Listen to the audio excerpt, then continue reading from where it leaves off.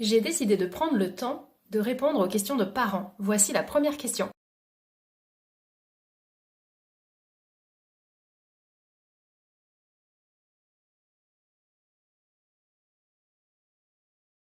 Alors effectivement, des fois c'est super dur de se détendre quand on est un parent. On est surmené, on a plein de choses à faire, on a plein de choses à penser et on se dit mais en fait je vais jamais y arriver.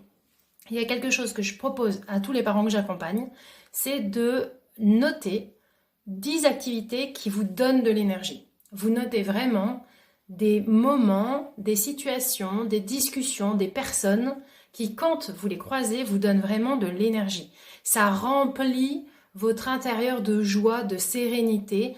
Je peux vous donner des petits exemples que certains parents m'ont donné que j'ai trouvé vraiment incroyable. Ça peut être des petits moments. C'est pas forcément aller aux Maldives, les pieds dans l'eau pendant une semaine, même si ça peut être très sympa. On parle de petits moments dans le quotidien, bien sûr.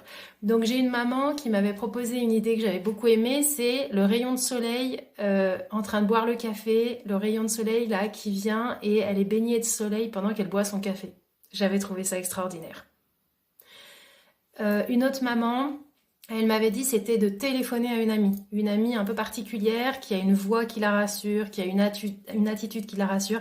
Et en fait, ça la remplissait d'énergie, mais elle se sentait vraiment mieux. D'accord. L'idée en parallèle de ce tableau des 10 idées qui vous remplissent d'énergie, c'est de noter les 10 choses, trouvez-en 10, qui vous vident de votre énergie. Pareil, des exemples. Les courses dans un magasin avec sources lumineuses, sources sonores, les pénibles de l'année prochaine qui sont déjà là, comme dirait Coluche. Voilà. Notez les instants, les moments, les situations qui vous vident de votre énergie. Et quand vous rencontrez ces situations, assurez-vous de pouvoir bénéficier d'un moment qui vous donne de l'énergie. D'accord? Ça ne réglera pas tout, mais ça équilibre, en tout cas ça vous ressource et ça vous permet de refaire tomber le niveau de stress. Et ça c'est hyper important. J'aimerais vous parler aussi de la cohérence cardiaque. Je ne sais pas si vous en avez déjà pratiqué. L'histoire du chaos cardiaque, c'est quelque chose qui m'intéresse énormément. C'est, on va dire schématiquement, je me lance dans une explication schématique. On va dire que votre chaos cardiaque, c'est les ondes, vous voyez les tracés cardiaques sur les feuilles qu'on fait quand on fait un électrocardiogramme. On va dire que dans le quotidien, dans votre journée de tous les jours, ce tracé cardiaque, il n'est pas aussi mignon et aussi linéaire que quand on vous pose des électrodes pour vous faire un bilan de santé. Généralement, c'est beaucoup plus aléatoire, c'est beaucoup plus...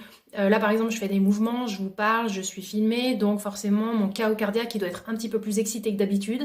Et puis, il y a des moments où je vais être très sereine, ou en train de lire, ou calme, en train de faire ma méditation. Et là, mon chaos cardiaque, il va être vraiment tout en bas. Et l'idée, au bout de la journée, finalement, c'est d'avoir eu quand même des moments entre les deux. Bref, la cohérence cardiaque permet... Il y a un gars, je vais essayer de vous retrouver la référence, qui a écrit un livre là-dessus. Il s'est penché là-dessus et je trouve ça extraordinaire parce que du coup, moi, je peux vous en parler sans avoir créé la théorie. Donc, vous voyez, l'idée, voilà, tout le monde se complète. L'idée, c'est de pouvoir faire de la cohérence 3 fois par jour pendant 5 minutes. Et l'idée, c'est de pouvoir mettre à zéro le compteur de cortisol, le taux de stress dans votre sang. Donc je souhaiterais vraiment que vous puissiez vous lancer un petit défi pendant les 15-20 prochains jours, de vous mettre une alarme sur votre téléphone et de pouvoir vraiment baisser votre cortisol, vos taux de cortisol et de ramener votre chaos cardiaque dans la norme. Et donc ça se fait grâce à la cohérence cardiaque. Il y a des applications qui font ça très bien. Il y a des applications gratuites, Respire Relax. Je ne sais pas si d'autres personnes veulent mettre en commentaire d'autres applications qu'ils utilisent pour la cohérence cardiaque. Mais ça marche très très bien. On se met un rappel 3 fois par jour et on peut respirer. On respire. Cette chose hyper naturelle que l'on fait sans réfléchir. Je discutais avec une sophro extraordinaire que j'aime beaucoup, Stéphanie, qui me disait que des fois il fallait juste se pencher 2 minutes sur la notion de la respiration, mais je vous en reparlerai parce que sinon je sens que je vais déborder. L'idée, c'est que la respiration est super naturelle, mais quelquefois, il faut qu'on en prenne conscience parce qu'en fait, c'est un peu magique ce qui se passe à l'intérieur de nous. Et rien que l'idée que le fait de respirer puisse baisser votre taux de cortisol, moi déjà, je trouve ça enfin, voilà, incroyable. J'en bégaye, j'en bafouille. Donc, chers parents, pour répondre donc à la question d'origine du parent, qu'est-ce que je dois faire donc pour me détendre et me ressourcer?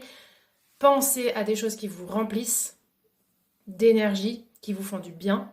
Notez aussi tout ce qui vous vide de votre énergie. C'est pour vous dire qu'il fallait aussi prendre soin de votre taux de cortisol dans votre sang parce que, chers parents, quand un enfant fait une ânerie et qu'on a notre taux de cortisol déjà ici, forcément, la réponse ne va pas être la même que si le taux de cortisol est tout en bas. Bonne journée!